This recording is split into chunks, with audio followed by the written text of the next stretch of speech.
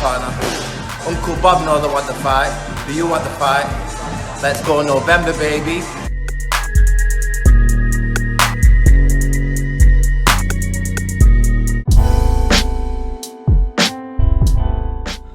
ESPN reports that Terence Crawford's in negotiations with Kell Brook. I like Terence Crawford, but I'm not a big fan of this fight. As most boxing fans know, Kell Brook hasn't fought at the welterweight division for 3 years. In the last fight he had at the welterweight division, he looked like he was weight drained, didn't look good at all. This is a lose-lose situation for Crawford. If he knocks out Kell Brook within 3 rounds, well, he was washed anyway. He should have did what he did. If he struggles with Kell Brook, it goes to 10 rounds, maybe a decision. People are going to say, well, Terence Crawford's overrated. He's not as good as everybody thought he was. My opinion, the 2 best options for Terence Crawford was Shawn Porter and Yordenis Ugas. Obviously, Yordenis Ugas didn't want any smoke. He's going after a secondary title. And Terence Crawford doesn't want to fight Shawn Porter because they're friends. Shane Mosley and De La Hoya were friends. Maurice Blocker and Simon Brown were friends. But if Terence Crawford does not want to fight Shawn Porter, Virgil Ortiz is available. A couple of days ago, Robert Garcia told Terence Crawford to give him a call if he needs a fight. And I'd rather see a Virgil Ortiz fight than him fight Kell Brook. Another option is WBO junior middleweight champ Pat Teixeira.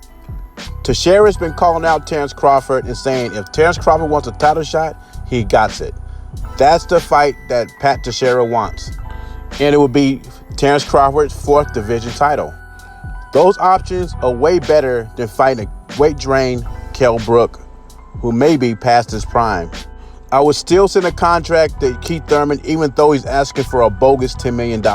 These next couple of days should be very interesting to see what Bob Arum, top rank, Terence Crawford comes up with.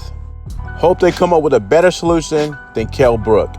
In other boxing news, this subject came from one of my videos. Someone mentioned when Dillian Whyte got knocked out Saturday that he got the weakest chin in the heavyweight division.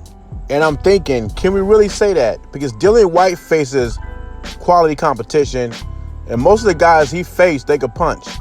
I mean, when you think about the top guys in the division, and we're talking about chins being tested, Anthony Joshua's one, and Dillian Whyte's another.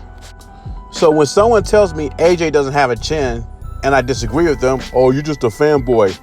And anyone that knows me knows I don't have a heavyweight in the division. I don't have a dog in the fight. When I do the eye test, I don't think AJ's chin is bad at all. It's the tempo shots that throws his equilibrium off. When Klitschko hit him with a right hand, he got up.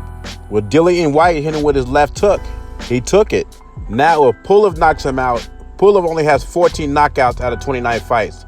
And then you may have a case. And when you look at Fury and Wilder, I seen Fury knocked down by Steve Cunningham, who's basically a cruiserweight. And I seen Wilder shook up by tomato cans. Well, Fury did face Wilder, who's a big puncher, and he got up from his shots. My personal opinion, I think Deontay Wilder probably got the weakest chin just because he got knocked out by Fury. And Dillian Whyte was knocked out by 2 big punchers, and Anthony Joshua and Povetkin.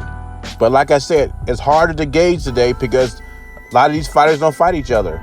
It's not like the 70s, 80s, and 90s where everybody fought each other and you could really gauge who has a chin, who didn't have a chin, who's a big puncher, or who's not a big puncher. I call this the self-entitled generation. You can build up a record fighting nobodies and say you're the greatest, and people will buy it. So who do you think got the weakest chin in the top 10? Dillian Whyte, Fury, Joshua, Wilder, Povetkin? There's not a wrong answer here, but I'm going to go with Deontay Wilder. Leave your thoughts and comments below. Jay Beezy, subscribe to the channel. I'm gone.